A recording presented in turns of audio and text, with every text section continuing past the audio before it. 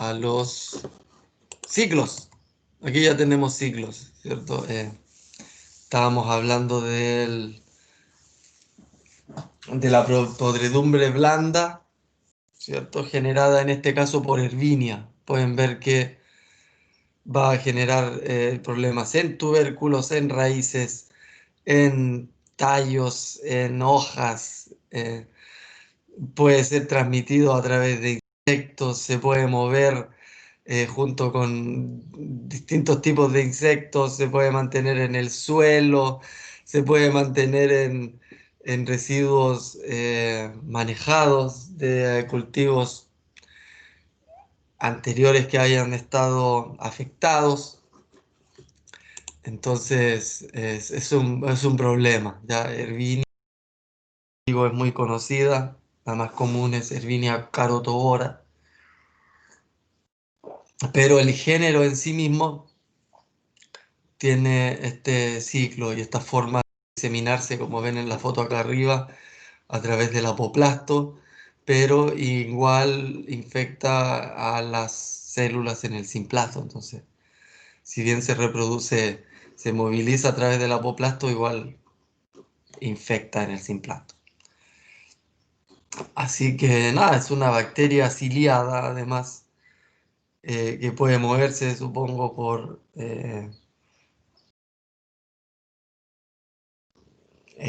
agua que esté depositada, ¿cómo se llama? Agua estancada en suelos que hayan, que tengan alguna, algún residuo de cultivo anterior que esté infectado, va a infectar el agua y así se van a mover a través de sus cilios esas bacterias. Y ahí tienen una infección.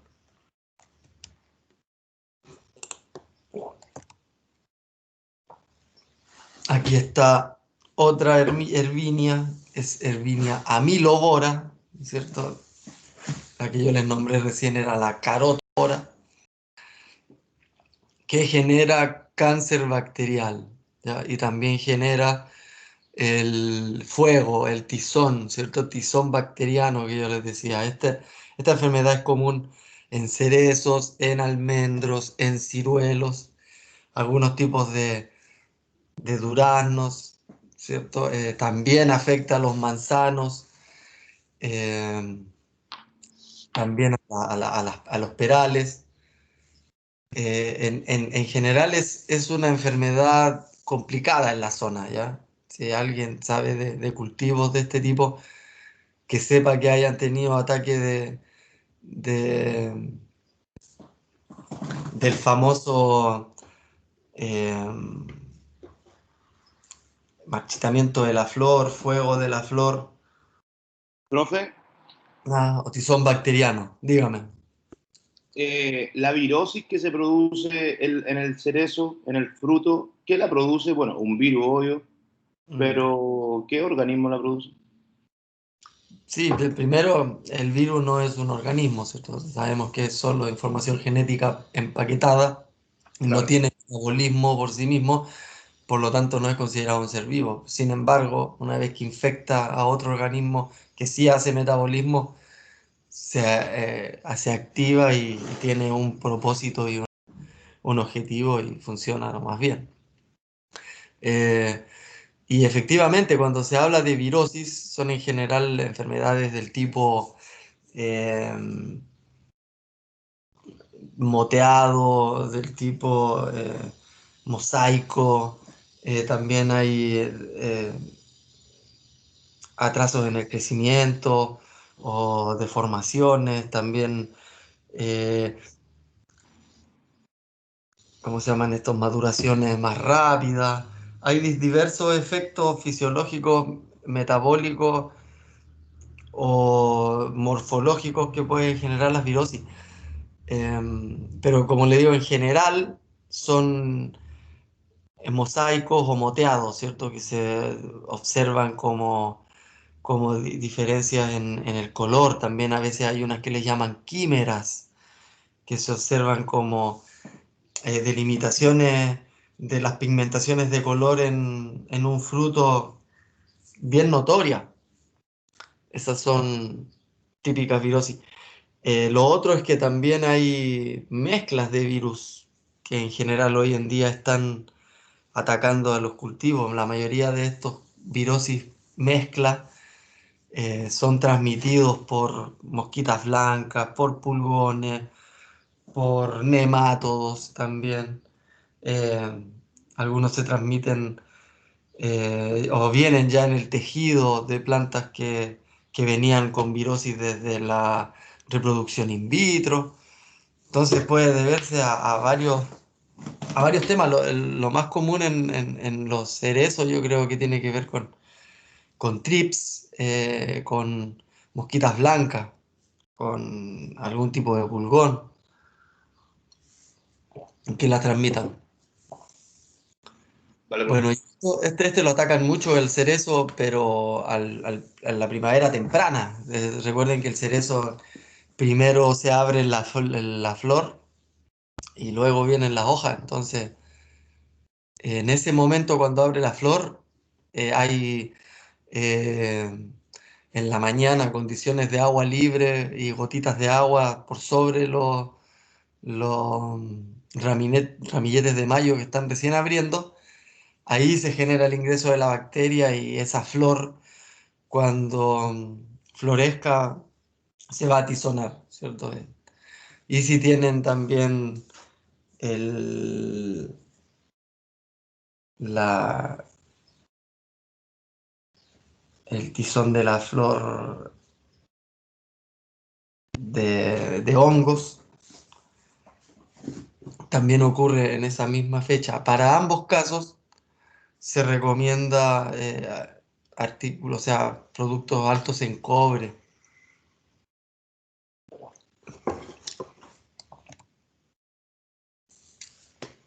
Acá tenemos otra Ervinia, no es ni Carotovora ni Amilobora, esta es la traqueífila, que genera marchitamiento, ¿cierto? El marchitamiento bacterial, principalmente en cucurbitáceas. Este también es transmitido a través de vectores de insectos, ¿cierto? Insectos que mastican hojas, ¿cierto?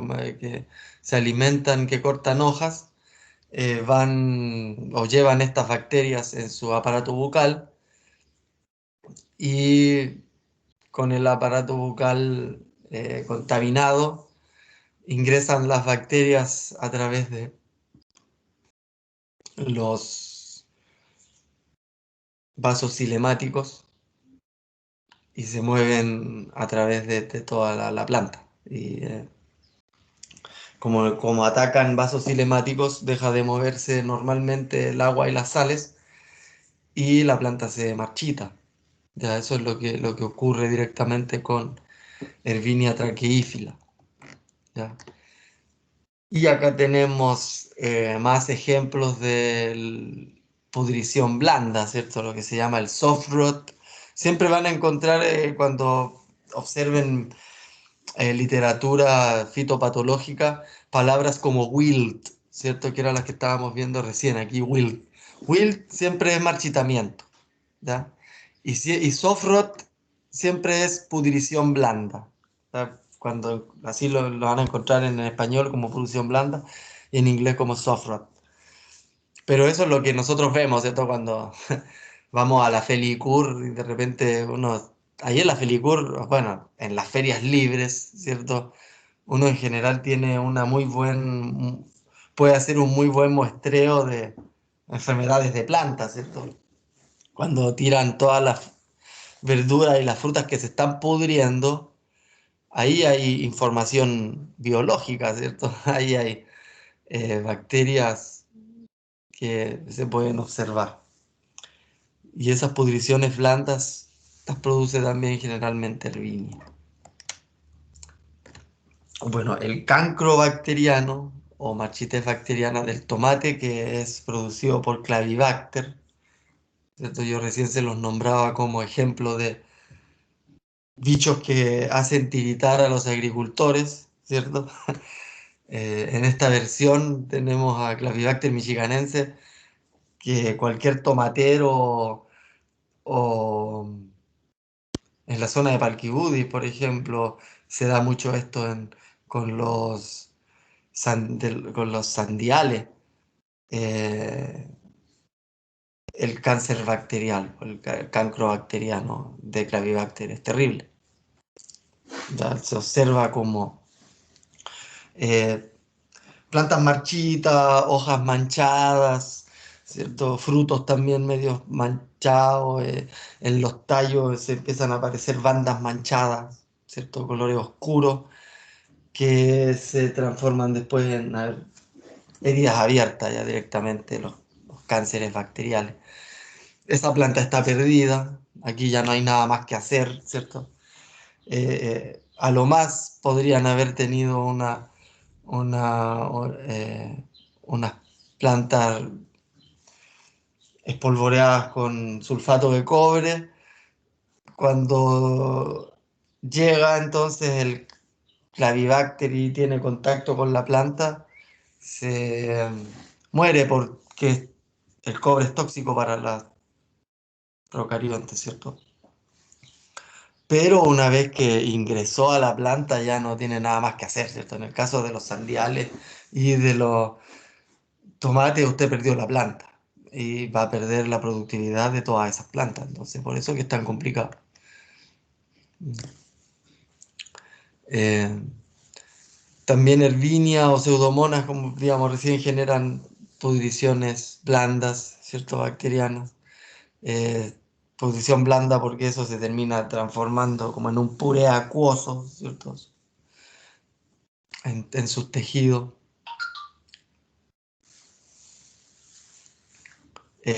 Como buenos saprófitos facultativos se pueden mantener viables en cualquier suelo o tejido infectado, en cualquier equipo agrícola que ustedes hayan utilizado. Para eso se utiliza mucho la rotación de cultivo. eh, para eso hay que evitar también las heridas en el campo, o en ingreso de maquinaria, o cualquier eh, tipo de actividad cultural que pueda generar algún tipo de daño mecánico o tejido abierto. eh, a ingresar fácilmente una bacteria de las que pueda producir pudrición blanda, ¿cierto? Aquí están las agallas, ¿cierto? Sí, más que cancro, el cancro es más, pues son así como en general se conocen en el campo, yo por eso le uso esas palabras. Ustedes van al campo, le van a hablar de cancro bacterial, de cáncer bacterial, de agalla. Ya, y a veces se mezclan las cosas, ¿cierto? Yo de repente tiendo a hablar de un cancro como de una agalla, ¿cierto? Más que como un cáncer, ¿cierto? Pero nada, pues entramos en el problema de las, los nombres comunes o las denominaciones comunes, ¿cierto? En general lo que corresponde es hablar de hiperplasia e hipertrofia, o alguno de ambos, ¿cierto? En este caso, una agalla va a ser una mezcla entre hipertrofia e hiperplasia. Y en general sin rompimiento de tejido, ya solo crece muy grande, ¿no? Entonces uno se ve ahí un tumor, ¿cierto? Eso es lo que sería como una agalla, un tumor.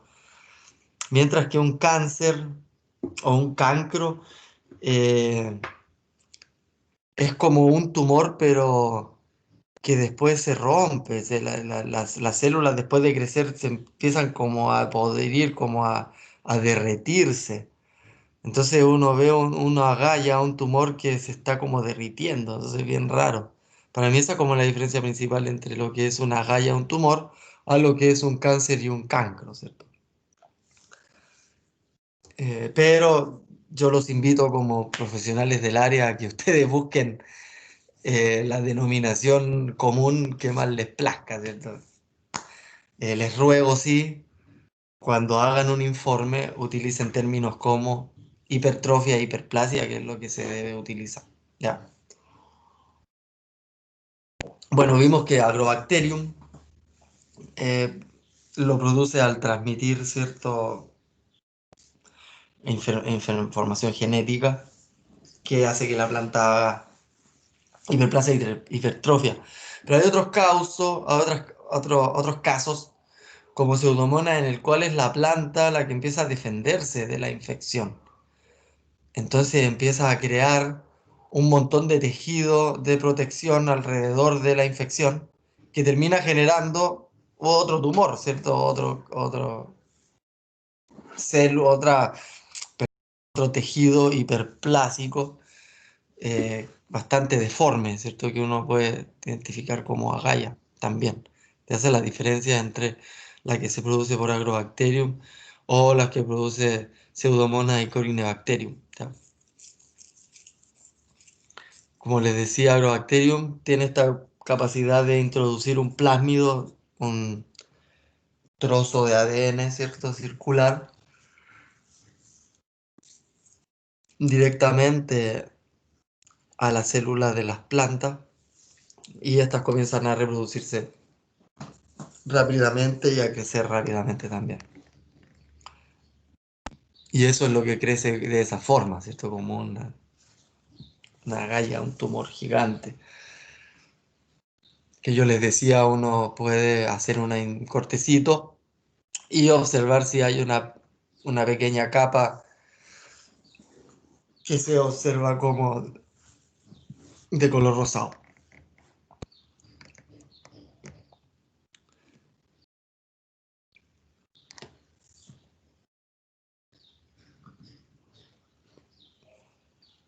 Aquí pueden observar el ciclo. Ahí se observa a la izquierda cómo la bacteria se pega a la célula vegetal, cómo le introduce un trozo de ADN, cómo este trozo de ADN transforma esta planta en una transgénica. Una planta enferma por Agrobacterium es una planta transgénica. Y también aquí yo les puedo explicar cómo la biotecnología utiliza, ¿cierto?, esta interacción biológica ya existente para poder editar estos plásmidos y poder ingresar a través de este mecanismo transgenes específicos a las plantas y tener plantas transgénicas, ¿cierto? A través de las bacterias Agrobacterium tumefaciens. Esta es la forma más común que se utiliza para hacer plantas transgénicas, ¿cierto? Así que cuando vengan estas empresas transnacionales a decirles a ustedes que ellos crearon la biotecnología, díganle, pregúntenle ustedes cuánto de la patente le pagaron a Agrobacterium, ¿cierto? Sería interesante que Agrobacterium se haga parte de las acciones de todos los derechos de ostentor, ¿cierto? Sí, porque es una falacia decir que la transgenia la crearon los humanos, ya yo se los digo así directamente. Ahora ustedes lo pueden ver. Esto es algo que creó la naturaleza, ¿ya? Y en otras condiciones puede ser considerado también una enfermedad de las plantas.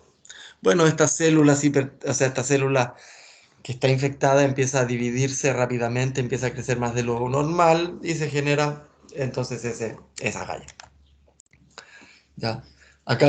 Está este como cancro que yo les decía que se observa cuando uno ve un tumor, pero un tumor que no está con células hipertróficas e hiperplásicas grandes, sanas, sino con células hipertróficas o hiperplásicas, pero que están derritiéndose, ¿cierto? Que están como drenadas, eh, o que responden a un crecimiento excesivo de la misma planta en defensa de la zona que está pudriéndose y a su vez todo este nuevo tejido también termina pudriéndose. ¿Ya? Esto lo produce Pseudomonas syringe principalmente, pero también Xanthomonas campestris. Ahí tenemos esta enfermedad, ¿cierto? Este cáncer bacterial tan común en cerezos. Esto lo produce Pseudomonas. Gomosis en cerezo también se denomina porque justamente el cerezo comienza a producir esta esta goma, ¿cierto? Esta silosa, eh, para protegerse de la infección. ¿Tá? Y lo produce tan excesivamente que empieza a gotear goma de la planta. Por eso, pobrecita planta, se le llama gomosis. ¿Ya? Eh, Aquí tienen el ciclo de Pseudomonas syringae patovar tabasi, para que vean que siempre van a tener muchos patovares. Siempre el manejo tiene que ver del patovar. Pero es una bacteria que vive libre en el suelo, ¿cierto? Se puede mantener también en material en descomposición del cultivo anterior, ¿cierto? Un saprófito facultativo. Y cuando hay condiciones de nuevo tejido, ¿cierto? Una nueva planta en formación, esta bacteria la ataca inmediatamente, ¿cierto? Es una bacteria que requiere, ¿cierto?, de agua libre, ¿cierto? Cuando hay mucha humedad, cuando hay gotas en los hidátodos, ¿cierto? Gotas en los estomas. Ingresar estas bacterias que tienen flagelos, o sea, que tienen cilios y se pueden mover, ¿cierto? Ingresan a los tejidos y se empiezan a manchar. Ya pueden ver ustedes cómo los haces vasculares de las hojas comienzan a mancharlas, a formar estos capas de abscisión, ¿cierto? Para perder las zonas que están afectadas. Eh, Estas manchas afectadas, a veces se pierde ese tejido por capa de abscisión. También está lo que recién le mostraba de la papa, ¿cierto? La sarna de la patata, que es Streptomyces, o en el caso de la sarna del gladiolo, por Pseudomonas también, ¿cierto? Otro problema de las enfermedades de este tipo es que sus lesiones pueden servir como punto de entrada para otro organismo. ¿Ya? Entonces, en general, una papa que está afectada por sarna es muy común que también esté afectada por un hongo, ¿cierto? Porque pudo ingresar justamente a través de esa herida. También son saprófitos facultativos, entonces es complicado si se mantienen vivos en tejido de organismos, o sea, de cultivos anteriores. Aquí tenemos este Tomyces scabies, ya les decía, la papa que uno generalmente no elige cuando va a hacer sus papitas fritas, ¿cierto? Bueno, hay gente que le da lo mismo y la pela igual, ¿cierto? Total, no va a estar tan afectado por dentro, ¿cierto? A no ser, como les digo, que se haya producido esta suerte de integración entre hongos que luego ingresan a través de las heridas y ahí sí van a tener una papa con toda negra por dentro, ¿cierto? Ataca también a la remolacha, a los rábanos. Como les decía, es una bacteria que parece hongo, pero es una bacteria. Tiene forma de hongo, ¿cierto? Una forma así filamentosa, pero es un procarionte.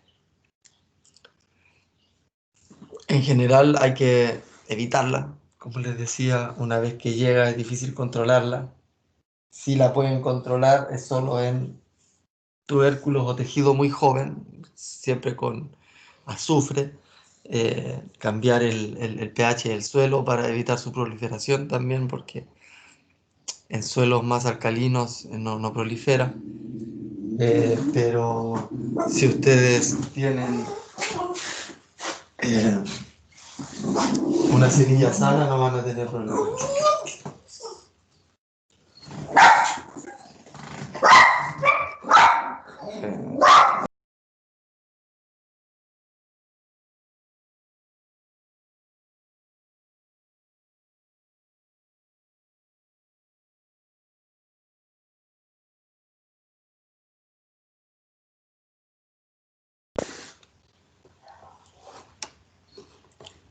El control es, como les digo, de semilla sana. ¿Ya? En general esto se produce cuando ustedes compran papa semilla que viene con la bacteria y sonaron. ¿Ya? Entonces, si van a comprar papa semilla que venga tratada, o asegúrense de que no venga infectada con sarna, porque si no, nadie dice que no lo van a poder controlar de ninguna forma.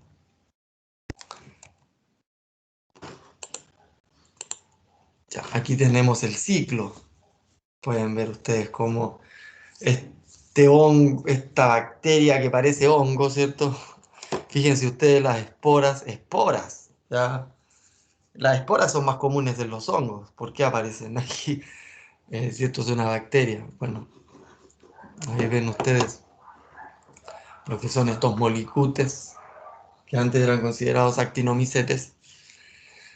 Tienen esta forma, ¿cierto?, de micelio, que infecta en el apoplasto, se empiezan a alimentar, ¿cierto?, de las células, y la papa comienza a formar, ¿cierto?, capas de protección para evitar seguir siendo consumida, y es ahí cuando se forma esa costra, ¿cierto?, que es toda rugosa porque en realidad es tejido epidérmico de la papa más grueso, porque justamente era para evitar el ataque de esta bacteria por encima, ¿ya? Entonces la planta como que el tubérculo, la papa, como que se empieza a defender desde adentro, y por eso hacia afuera construye esta costra.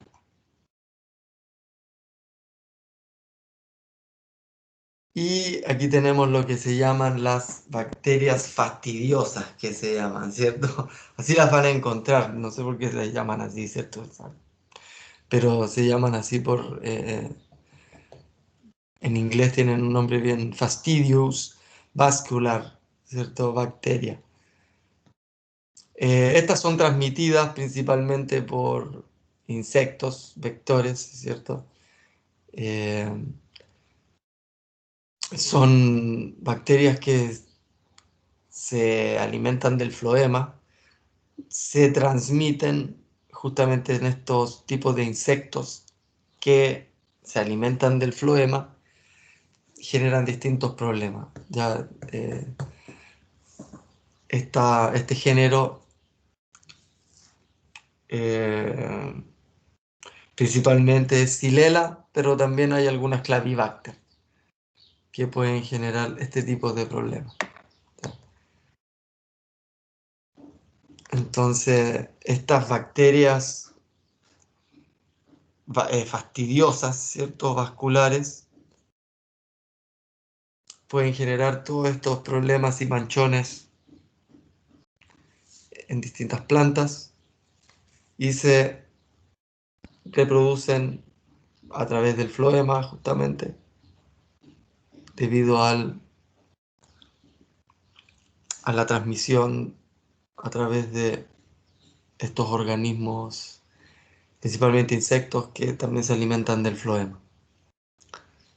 Entonces van avanzando por la parte externa, ¿cierto?, de cualquier haz vascular, generando necrosis, generando clorosis y organismos semejantes a micoplasmas.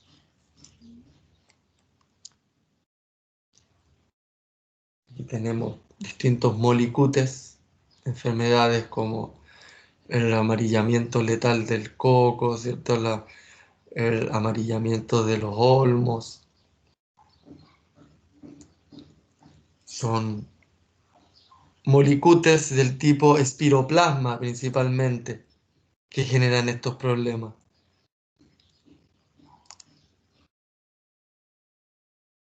Aquí tenemos distintas clasificaciones, ¿cierto? Sí, molicutes entre fitoplasmas, espiroplasmas, micoplasmas. ¿Ya?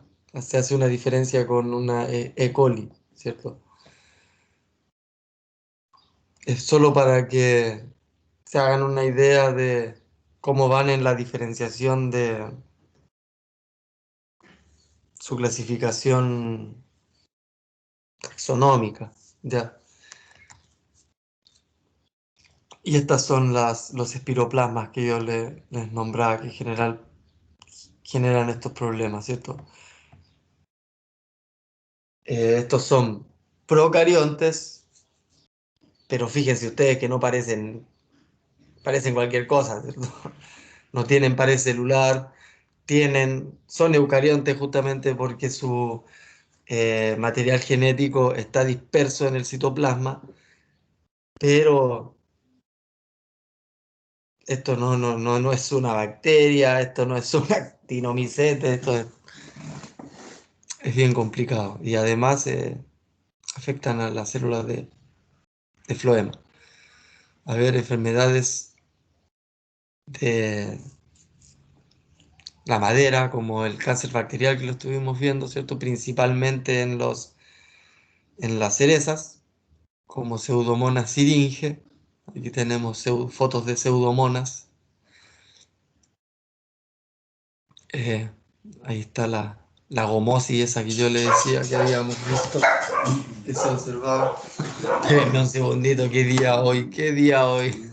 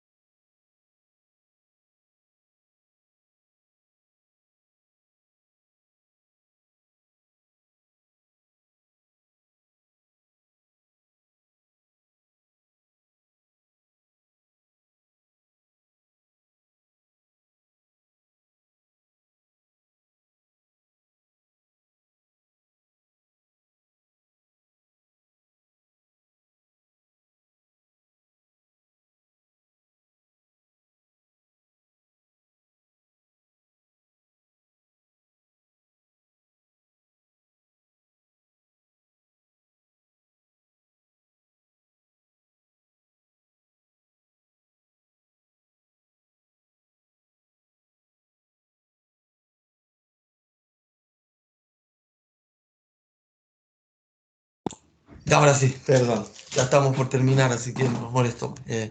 Bueno, gomosis en cerezo, estuvimos hablando que era de pseudomonas, ¿cierto?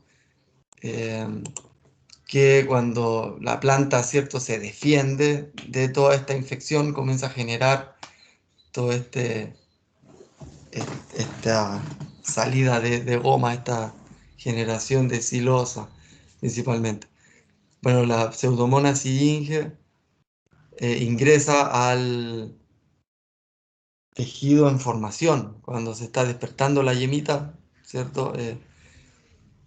La yema infectada termina después muriendo, o las hojas que venían saliendo de esa yema infectada también, o si estaba saliendo una flor de ahí también. Entonces, todo. Y tenemos fotos de cáncer bacterial de pseudomonas. Acá tenemos Ralstonia, que genera marchitez, ciertos problemas en el cuello, en el xilema.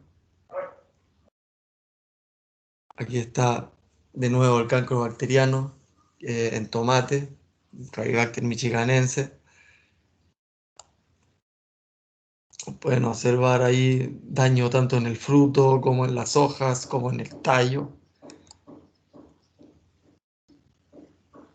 La marchitez que genera Clavibacter, esto es complejo, ¿eh? Saben que la mejor forma que se conoce hasta ahora de controlar Clavibacter michiganense es con bacterias del tipo Bacillus, Bacillus subtilis. Eh, Así que los mismos productores convencionales de tomate hoy en día están utilizando mucho el control biológico bacteriano. Ahí tienen plantas de tomate con cancro bacteriano. Esas manchas que se pueden observar en el tallo, manchas en los frutos, manchas en... Aquí tienen Clavibacter en la papa. Como decía, afecta a varias solanáceas. En este caso era la subespecie Cepedonicum y la del tomate es subespecie michiganensis también. Bueno, causados por bacteria en follaje y frutos. Está el tizón de la flor en el pelal, pero también se da en el cerezo, que también es causado por Pseudomonas syringae. Vimos el ciclo cuando viene abriendo, ¿cierto? El ramillete de mayo, termina quemando todo, eso se le llama como fuego, tizón bacteriano, ¿cierto? Pseudomonas campestris que genera problemas en las brásicas. Este tipo de manchas en B son bien típicas de Pseudomonas campestris, ¿cierto? En el brócoli, acá tenemos daños necróticos también en papa. Aquí tenemos en tomate, Pseudomonas syringae, Pseudomonas syringae en tomate. Y hasta ahí llegaríamos entonces con la clase de bacterias. Ya, la última parte que les mostré fueron fotos reales de cultivos de la zona, porque es lo que normalmente ocurre respecto a enfermedades de bacterias. Ya el resto son un poco menos comunes, pero no así menos importantes. Voy a detener la grabación.